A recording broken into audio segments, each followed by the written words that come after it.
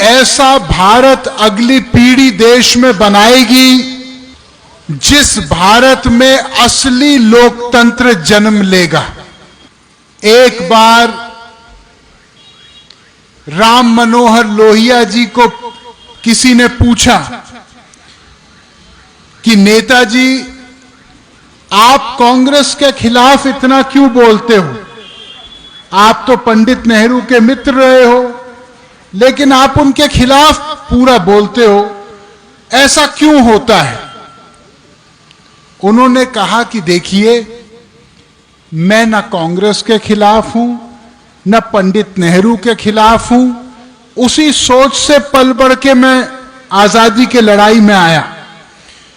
लेकिन जब केंद्रीकरण की राक्षसी ताकत इतनी बढ़ जाती है कि आम आदमी उस ताकत से दूर हो जाता है, तो कभी भी देश का गरीब आदमी अपने जंजीरें नहीं तोड़ सकता। भाइयों, हम इसलिए सांसद नहीं बने हैं कि हम मंच की बात आप तक पहुंचाएं। हम सांसद इसलिए बने हैं कि आपकी बात मंच पर बोल पाएं। जब इस देश में बेरोजगारी खत्म होगी, जब सबकी बेटियों और बेटों को काम मिलेगा भरपूर, तो वरुण गांधी बेरोजगारी की बात करना बंद करेगा। जब इस देश में जो आज सरकारी नौकरियों, 10 सरकारी नौकरियों में से 7 सरकारी नौकरी केवल संविदा पे रेवड़ी की तरह बांटी जा रही हैं,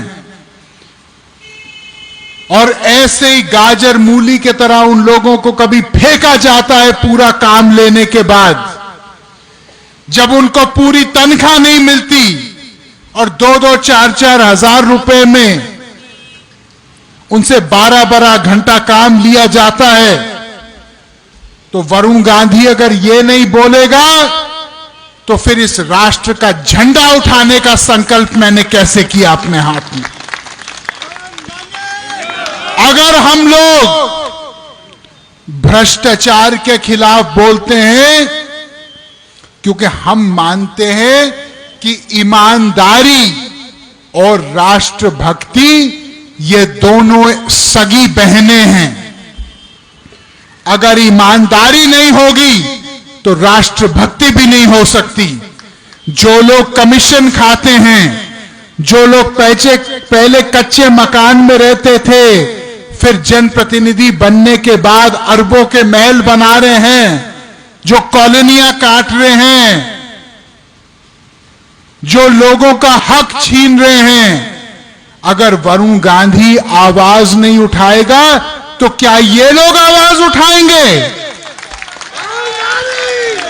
मैं राजनीति में इसलिए नहीं आया क्योंकि राजनीति एक पेशा है, ना मैं राजनीति में कुछ बनने आया। मैं राजनीति में आया तो इस मिट्टी की खुशबू जो मुझे लगती है, इसका मान सम्मान बढ़ाने के लिए मैं आया हूं। मैं इसलिए आया हूं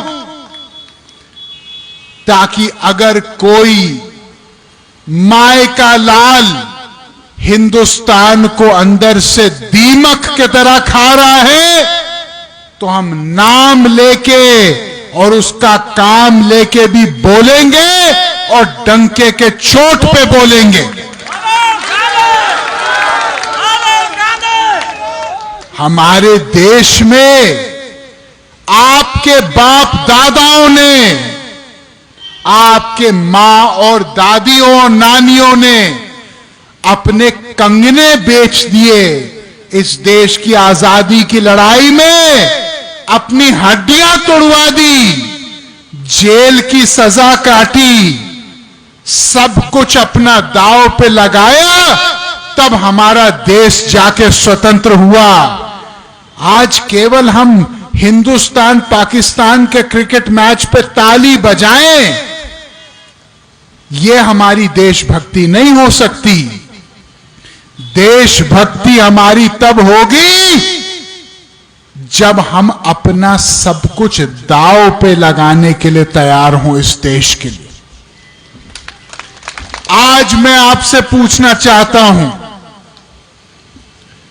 कितने लोग यहां पे हाथ उठाइए, कितने लोग यहां पे इस देश को प्यार करते हैं, हाथ उठाइए। कितने लोग अपने बच्चों को प्यार करते हैं, अपना हाथ उठाइए। अब मैं एक बात आपसे पूछना चाह रहा हूं, आज जब आप गरीबी देखते हैं, आप बेरोजगारी अपनी पाते हैं, आप अपने बढ़ते हुए इलाज के दाम को देखते हैं, आप अपने बच्चों की बढ़ती हुई स्कूल फीस को देखते हैं, आप दूध के, दही के, सब्जियों के, फलों के बढ़ते हुए कीमत को देखते हैं, तो क्या आपको नहीं लगता आपके इस बेटे वरुण गांधी को इनके खिलाफ आवाज उठानी चाहिए कि नहीं उठानी चाहिए? भाइयों, जब मैं राजनीति में आया तो मैं एक शंकराचार्य महाराज के पास गया। मैंने उनके चरण छुए। मैंने कहा, महाराज कुछ हमको ऐसा बताइए कि आजीवन हम लोग इसको गांठ बांध करके अपनी राजनीति का नींव बनाएं। उन्होंने केवल 2 लाइनें बोली। उन्होंने कहा, एक बेटा, दूसरों के हमेशा काम आना, और दूसरा बोले कि सच्चाई के मामले में कफन बांध के हमेशा चलना। उन्होंने कहा कि तुमको मैं आशीर्वाद इसलिए नहीं दे रहा हूं कि तुम एक सांसद, मंत्री ये सब बनो, तुमको मैं आशीर्वाद इसलिए दे रहा हूं कि इस देश में जहां भी अन्याय और जब भी अन्याय होगा तुम उसके खिलाफ एक क्रांतिकारी बन के बोलोगे। हमारे बाबा जी बैठे हैं यहां पे, प्रणाम करता हूं बाबा जी आपको। एक तो बाबा जियों को हमने पाल दिया, अभी इनको देख के दूसरे बाबा जी भी आ गए कि हमारा नंबर भी कहीं ना आ जाए। क्या गलत कह रहे हैं? कह रहे भाई 1-2 बाबा जियों का नंबर लग गया, हो सकता है हम मीटिंग में आए कल हमारा भी लग जाए नंबर। जय हो बाबा जी आपकी। इनको अभी से माला पहना दो भैया। भाइयों, मैंने इस बार संसद में एक निजी विधेयक सदन के पटल पे डाला है, जिसको कहते हैं भरोसा भारतीय रोजगार संहिता, जो सरकार से ये मांग कर रहा है सार्वजनिक रूप से कि आज 1 करोड़ से ज्यादा सरकारी नौकरियां खाली पड़ी हैं।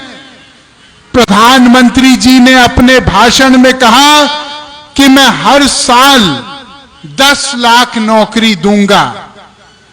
मैं प्रधानमंत्री जी को धन्यवाद देते हुए यह कहना चाहता हूं कि आदरणीय, 10 लाख नए नौकरी पैदा करने तो बाद का विषय है, पहले जो 1 करोड़ सरकार में खाली पद पड़े हैं उनकी भरपाई तो कीजिए, ताकि आने वाले समय में जो 5 लाख, 2 लाख, 50,000 धीरे धीरे बेरोजगारी खत्म हो।